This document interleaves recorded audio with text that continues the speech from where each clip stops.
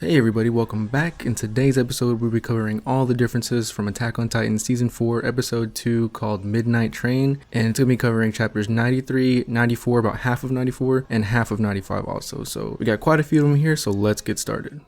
So we start off with a post-war meeting scene, and here we have a bunch of conversation, and there's just a few moments that are anime only. So in the manga, all the characters are sitting down the whole time for the conversation, but in the anime, General Magath stands up to talk and give his explanation. And then they kind of mention this in the anime, but they've been saying they're heavily reliant on the Titans to fight during the wars. And since most of the battles were fought at sea and by each country's respective navies, there was no room for the Titans to be of any use really. And this was probably one of the reasons why they hadn't been able to get an upper hand during the war. Also, the Titans' power was a crutch for them, and thus they became complacent and did not pursue any development in their own technology. Next, in the anime, General Calvi says perhaps we have already lost their initiative in the war when he's talking about Marley's strength in the war and also about the Titans. In the manga version, it's a little bit different. He doesn't say perhaps or maybe, he actually admits that they already have lost their edge in battle. This paints them in a more dire situation than in the anime. Zeke also stays seated when he's speaking in the manga. Dialogue was almost exactly the same, except he made sure to describe Grisha Yeager as a detestable prodigy. Last lines of dialogue that were cut was when General Calvi accepts Zeke's advice and plans to bring it up at the party talks. He also says that he's never doubted Zeke's loyalty ever since he ratted out his parents as a child.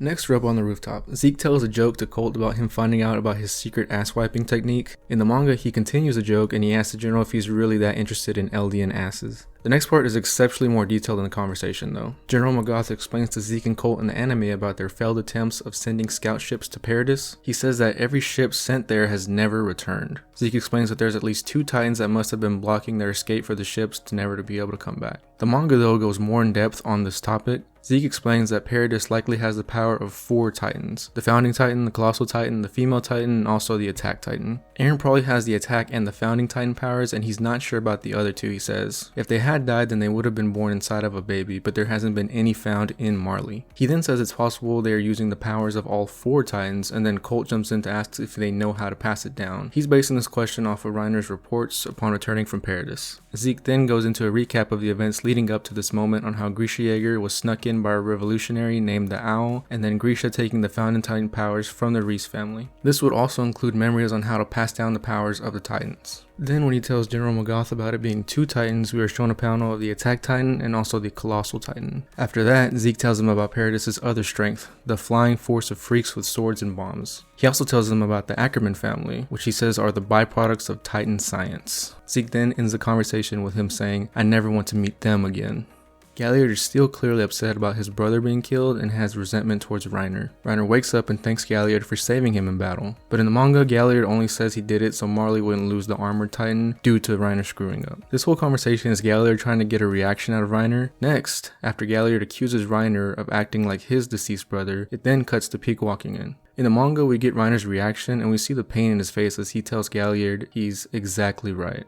This one isn't a major difference, but it did stand out for me. Other than the clothes, the positioning and the expressions was the only difference. Okay, and this is going to be from left to right. In the anime, we have Falco to Porco, Udo to Bertolt, Gabi to Marcel, and Zofia to Annie. In the manga, it's Zofia to Annie, Falco to Porco, Udo to Bertolt, and Gabi to Marcel. This scene played out almost exactly panel for panel in the anime. The only differences in this scene was Reiner and Falco's positions were switched, and Reiner was also more graphic about what would happen to Falco's family if you were to turn him in for treason. In the anime, Gabi is praised by both Pieck and Galliard for a job well done for her actions during the battle. Falco then looks on to Reiner and has a very short internal monologue. In the manga version, Gabi is not praised by Pieck or Galliard, but instead she is quieted down by Reiner while she's screaming there at the trainway. Falco then has his monologue and we learn that Reiner took the full blame of the failed Paradis Island operation 4 years ago and that he almost had the Armored Titan power taken away from him. He was only able to maintain the power by continuous proof of allegiance through battle after battle on behalf of Marley. Now, there's no one who doubts Reiner's intentions. Falco then mentions that Reiner could have gotten in trouble if anyone were to hear their conversation on the train the night before. Gabi sees Falco continuing to glance back and Gabi jokes about reporting him due to the signs of rebellion, and in this scene it makes it even more clear that Falco does have feelings for Gabi. The anime version skips over a few panels right at the beginning as the aliens are making their way through the town to the camp. As they pass, they are given looks of disgust from the Marleyans and there's definitely tension there. They arrive and Galliard tells Falco to enjoy his break. Then he and Gabi argue when she overhears that he's going to start training right away. They are then told to rest again as Pieck walks by them. In the anime, it skips over some of the reactions and dialogue as families are reunited. But here's what was cut. Colt and Falco's parents are yelling when they're reunited, and you can see that it's hurting Colt's head from his hangover. Then Gabi meets up with her parents and they tell her how proud they are of her and how she will become the greatest warrior of all. Last, after Reiner meets with his family, we see his mom say there will be a celebration dinner at their house, and Gabi approaches greeting her aunt.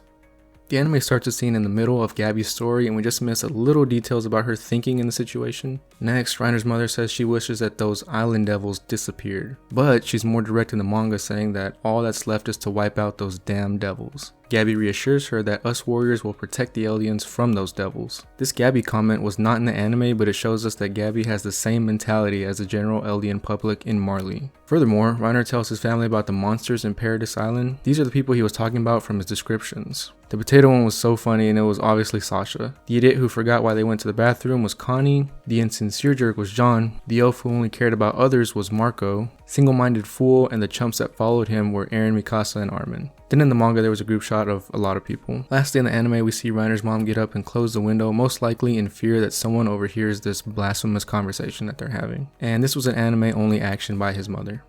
Now the story here jumps from the middle of chapter 94 to the start of chapter 95. But we get an anime only scene where a man is standing on the roof in the middle of the night. The next morning, Reiner and Gabi walk past the man, presumably dead, with a crowd surrounding him. My best guess is that this is just to show us the instability that the war has put on these soldiers. Next we have some more cut content. Gabi is hit with constant praise and encouragement from the fellow Eldians as they walk through the internment camp. Then when they get to the gate, they get their badges checked and Gabi is egged on by one of the guards. But she doesn't respond to them because she clearly has something weighing on her mind.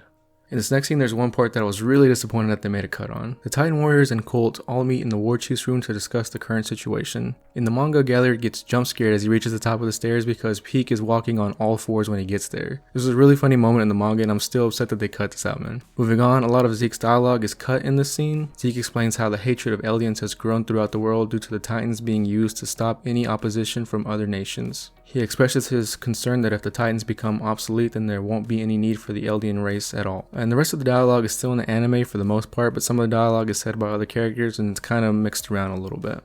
And lastly, as Reiner watches Gabi and Falco training, he watches in silence in the anime. That is until walking away, and then he's thinking about having to go back to the island. In the manga version, before walking out, Reiner mentions about having to undergo an ideological checkup before a major operation, just like they did back then. Thanks for watching to the end, guys. Let me know which difference was your favorite and if there were any that I missed. Leave a like if you enjoyed the video and subscribe for more Attack on Titan content. Thank y'all for watching, guys, and I'll see you in the next one.